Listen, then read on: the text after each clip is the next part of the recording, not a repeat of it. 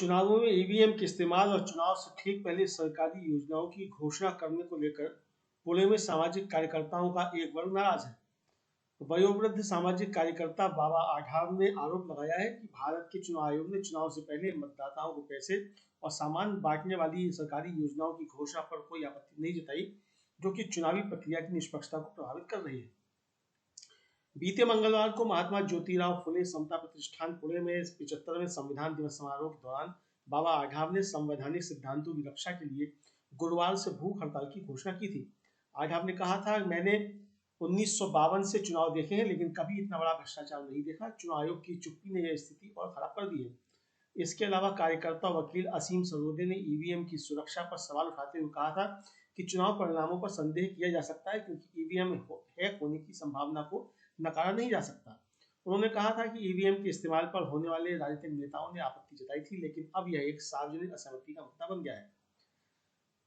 तय कार्यक्रम के अनुसार आज बाबा आढाव ने अपने 3 दिवसीय अनशन की शुरुआत करते हुए कहा कि देश में आज सचमुच लोकतंत्र का चीरहरण शुरू हो गया है। इसके खिलाफ राज्य में संवैधानिक अधिकारों के तहत 3 दिवसीय आत्मक्लेश विरोध प्रदर्शन किया जा रहा है।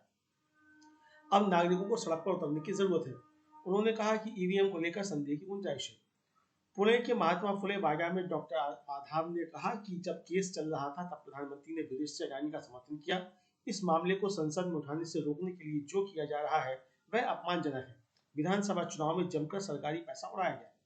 उन्होंने कहा कि मतदान के बाद मतदान के आंकड़े लगातार बदलते रहते हैं, इसलिए ईवीएम के बारे में संदेह की गुंजाइश है और यह सही भी है। एनसीपी शरद पवार के विधायक रोहित पवार ने इस मुद्दे पर ट्वीट करते हुए ईवीएम पर सवाल उठाए हैं। उन्होंने कहा, बाबा आढाव इस उम्र में भी ईवीएम घोटाले और लोकतंत्र विरोधी कृत्यों का विरोध कर रहे हैं, जो कि बहुत प्रेरणादायक है, लेकिन उनकी सेहत को लेकर चिंताएं भी हैं। मैं उनके लाइन में शामिल होने जा रहा हूँ।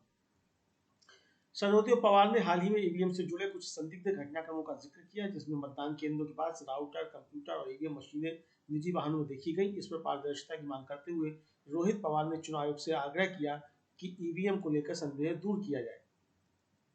एक अन्य ट्वीट में रोहित पवार ने कहा कि यहां तक कि ग्रामीण क्षेत्रों से लेकर नगर सभाओं तक के मतदाता और नेता चुनाव परिणामों पर संदेह जता रहे हैं। कई लोग यह मानने को तैयार नहीं है कि परिणाम सही है, जिससे लोकतंत्र पर प्रश्न चिन्ह लग रहा है। आढाव और अन्य कार्यकर्ताओं का कहना है कि यह स्थिति उन उम्मीदवारों और मतदाताओं के लिए धोखाधड़ी की भावना पैदा कर रही है जो ईमानदारी से चुनाव में भाग लेते हैं।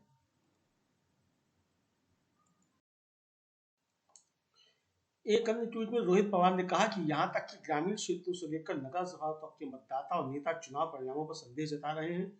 कई लोग यह मानने को तैयार नहीं है कि परिणाम सही है, जिससे लोकतंत्र पर प्रश्न चिन्ह लग रहा है। आढाव और अन्य कार्यकर्ताओं का कहना है कि यह स्थिति उन उम्मीदवारों और मतदाताओं के लिए धोखाधड़ी की भावना पैदा कर रही है जो ईमानदारी से चुनाव में भाग लेते हैं। अभी तक सभी राजनीतिक दलों और नेताओं ने इस मुद्दे पर गंभीर कदम उठाने की अपील की जा रही है। कार्यकर्ताओं का मानना है कि यदि संदेह को दूर नहीं किया गया तो चुनाव की निष्पक्षता और लोकतंत्र पर अधिक सवाल उठ सकते हैं।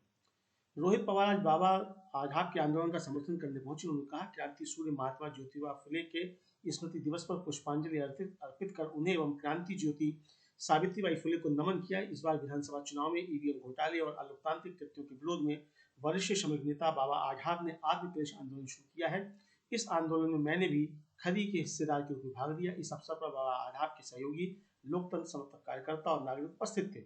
94वें वर्ष में भी लोकतंत्र को बचाने के लिए बाबा आढाव ने जो एल्गार का आह्वान किया है वह व्यर्थ नहीं जाएगा और हमें विश्वास है कि वह सफल होगा और हम युवा पीढ़ी के रूप में बाबा के इस अभियान को आगे बढ़ाने का काम करेंगे।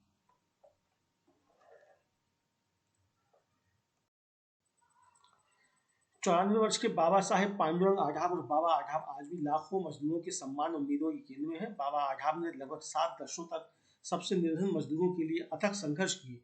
बाबा आढाव को वर्ष 2011 में times of India social impact पुरस्कारों में पहले लाइफ टाइम उपलब्धि पुरस्कार से नवाजा गया। यह पुरस्कार एक ऐसे 82 वर्षीय व्यक्ति के लिए था जिसने 60 वर्षों तक निरंतरता से सबसे उपेक्षित शोषित मजदूरों के लिए कार्य करते हुए उम्मीद के कई नए सूत्र उत्पन्न किए।